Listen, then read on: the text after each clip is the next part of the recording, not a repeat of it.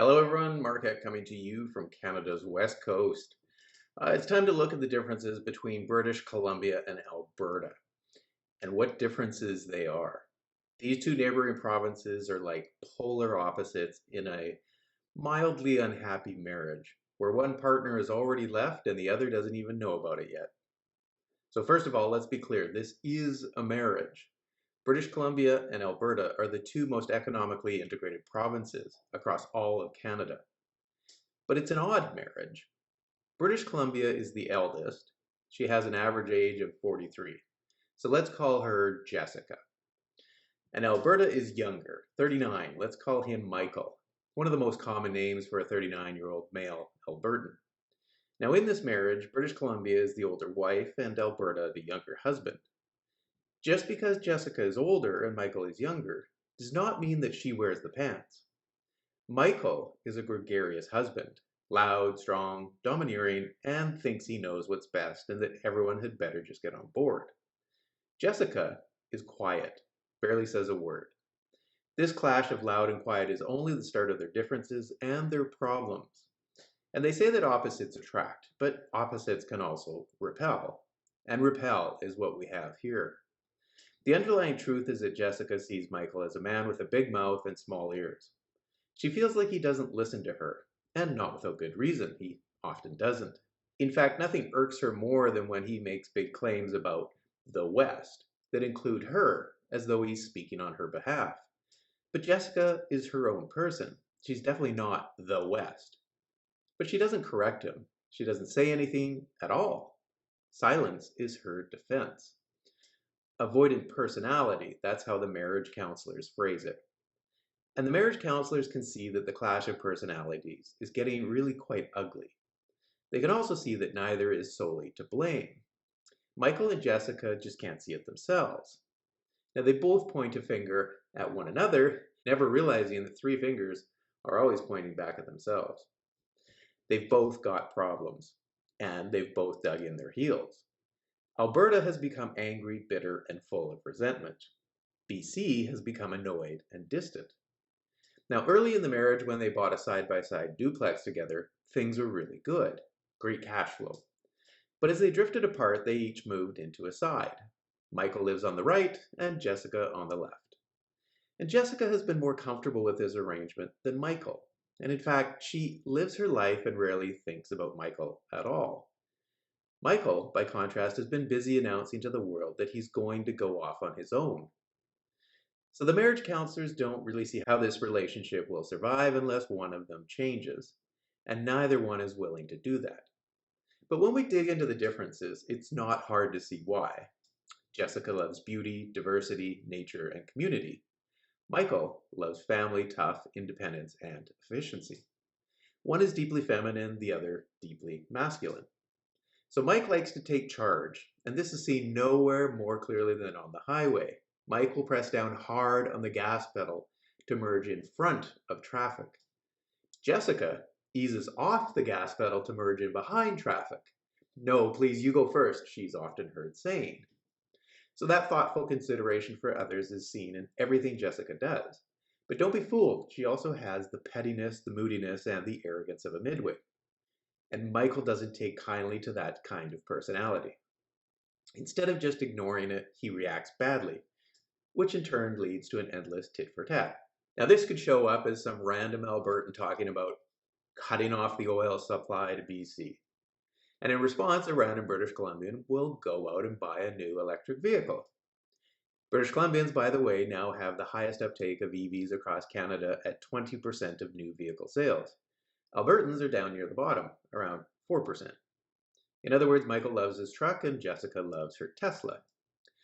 But the way they drive also says a lot.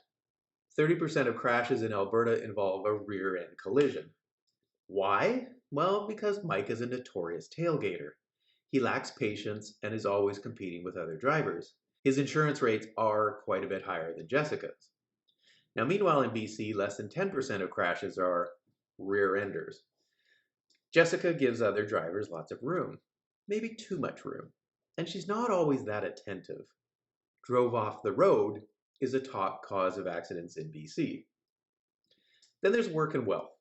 Michael makes $2,200 more than Jessica each year, but Jessica has acquired more wealth with age.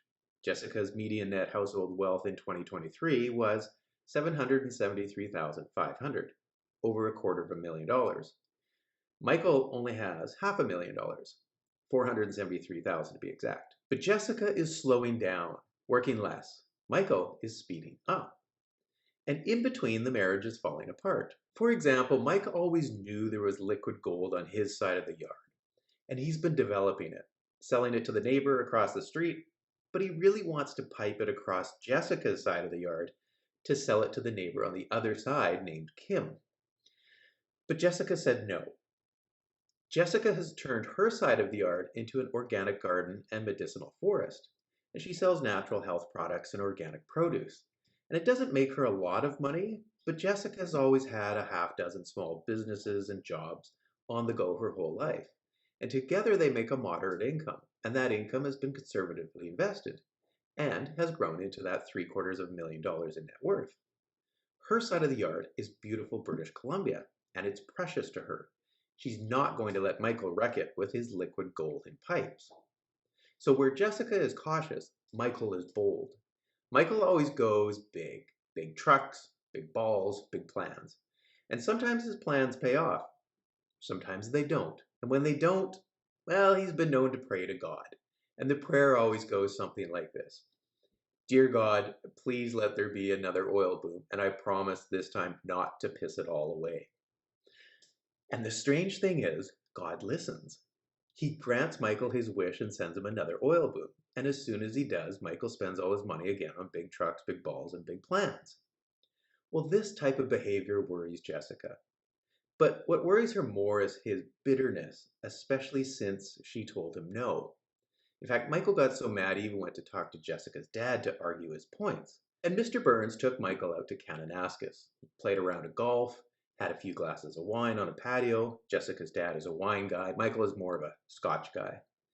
And at the end of the day, Mr. Burns absolutely agreed that Michael should definitely be able to do whatever he wants on Jessica's side of the yard, as soon as Michael gets permission from Jessica. Well, this left Michael both deflated and angrier than ever before.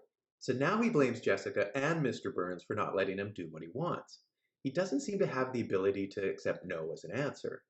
He responds by getting mad, angry, and it all comes off sounding like Michael has maybe a weird sense of entitlement. It's definitely not going over well at all with Jessica. But Jessica remains silent and carries on. She loves spending time with others on a whim. She'll stop by your house randomly at any hour of the day. Michael hates that. He needs a plan for everything at least 2 weeks in advance. Michael is all about how much he can achieve in life. Jessica is all about how much life she can enjoy, preferably without Michael. She would be happy never to talk to Michael ever again, but his temper and his threats always seem to reappear. And it's always the same. It's the usual. I'll cut off the gas, you'll freeze in the winter without me. Now, as usual, Jessica says nothing, while fondly remembering how British Columbians grew up heating their homes with wood stoves when she was young. And the big cities now have natural gas, and the urbanites love it. It's convenient, it's cheap, great for cooking. But by no means are British Columbians dependent upon it. BC has a huge diversity of heating sources that already exist. I mean, in a single neighborhood, one house will have solar, the next geothermal, the third connected to hydroelectric grid, or maybe gas. Gas is a luxury in BC. It's not a necessity. Why Michael doesn't know this baffles her, because she knows the same cannot be said of Alberta. Michael is so dependent on oil and gas that when demand exceeds supply, BC is the one that has had to send their extra electricity to him. If BC didn't do this, Michael would have been the one to freeze in the winter, a few times already. Jessica doesn't bother to mention this reality. She just quietly sloughs off Michael's ludicrous threats. But how Michael heats the house and how Jessica heats the house really says nothing of the more intricate notions in their characters and personalities. Jessica loves small and local. Michael loves large and corporate. Ask an Albertan where they live and they'll explain in relation to the corporate retail center. I live close to Market Mall, or Chinook Mall, they might say. The British Columbian, by contrast, will explain in terms of local ambiance. I live in the village. expecting you to understand what that means. So Jessica loves the artful character of languages, embracing new words and ways of saying things. And Michael loves efficiency. He sees no reason to even spell the word check more than one way, like the Americans do. Jessica sees Indigenous reconciliation as a need to understand the lived experience of others.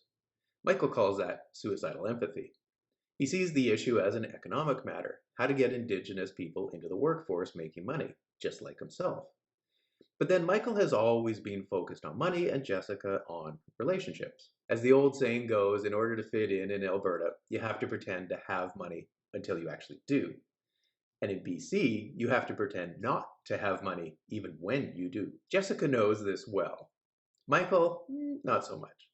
And so Michael often ends up making a lot of social faux pas when he's with Jessica. I mean, one time he bought a property in the BC interior on land that the locals love for its natural beauty. And Michael blasted the hell out of it with dynamite, built a McMansion that stuck out like a sore thumb. And he could never understand why Jessica and the neighbors would not talk to him for a whole year. But it doesn't really matter. He lost that house in the last bankruptcy. What's clear to Jessica is that Michael really doesn't get the environment. And what's clear to Michael is that Jessica really doesn't get the concept of helping out others unconditionally. Michael will drop everything to help out a neighbor in need. He's the first there to help. A flood? No problem. He'll bring his truck and quad anywhere to get a neighbor on their feet again. But that doesn't mean he takes pity on anyone. He has no time for those who fall off their horse and cry about it. He'd rather be coaching the Little League than listening to that kind of crap. The Lord helps those who help themselves is one of Michael's favorite sayings. He expects a lot and he gives a lot. But all of this is to be expected because, as we all know, men favor truth over harmony and women favor harmony over truth. So Mike wants to hash things out even if it causes a big fight. At least things would be out in the open then and everyone could get on with things once it was all figured out and a decision was made. Mike likes to make quick decisions, but quick decisions can lead to unintended consequences. Jessica doesn't want unintended consequences. She wants to make sure all voices are heard. And this can lead to endless hours of talking and years of consultation, but in the end, once a decision is made, it's usually a much better decision than if a single person had to come up with it. The decision is usually creative, novel, and innovative. But it still frustrates Michael nonetheless, especially because sometimes a decision takes so long to make that one is never made at all, and an opportunity is lost. So while Jessica is focused on community, fair play, and being kind, Michael is focused on getting to the top, even if sometimes it means stepping on others. That's just part of the game. He likes those who say what they mean and mean what they say. He likes firm handshakes. Jessica likes people who speak with nuance, delicacy, and diplomacy. A British accent always helps too. But all of these differences don't even get to the most important one of all, who they each see themselves as having the most in common with. And it's not each other. British Columbians, for example, according to a 2019 Angus Reid poll, see themselves as having more in common with Washington State than with Alberta. Only 15% of British Columbians selected Alberta as the province or state they have the most in common with. Even more, 18% said they were more connected to California than Alberta. Now that's kind of hard for Michael to take. In fact, it kind of hurts. He pretends it doesn't, but it does. He thinks it's not fair, especially considering all that he contributes, and especially how hard he works. Jessica lacks gratitude, he once said to the marriage counselor. And he's not wrong. So in the end, here we are, Michael and Jessica. Michael has announced he's going off on his own. He keeps looking over his shoulder, expecting Jessica to be surprised by this, maybe to even come back to him begging, "Don't go." The truth is, she won't. Jessica already left, and Michael is the last to know. She didn't announce it. There were no ultimatums, no threats, no referendums, no signatures, not even a goodbye note. Nothing. She just stepped quietly into the night and emotionally left. And that was so long ago now that she doesn't even remember when it was exactly. So the counselors sit back and shake their heads, knowing that these two are not ready to work together. That would take effort. It would require introspection, self-reflection. And right now, neither Michael nor Jessica are capable of that. So a formal divorce with all the paperwork will be coming at some point in the future. Maybe after the divorce, each will be ready for the attraction of opposites. But for now, the counselors close the files and shake their heads. Michael and Jessica will need to spend some time alone before they can learn to prosper together.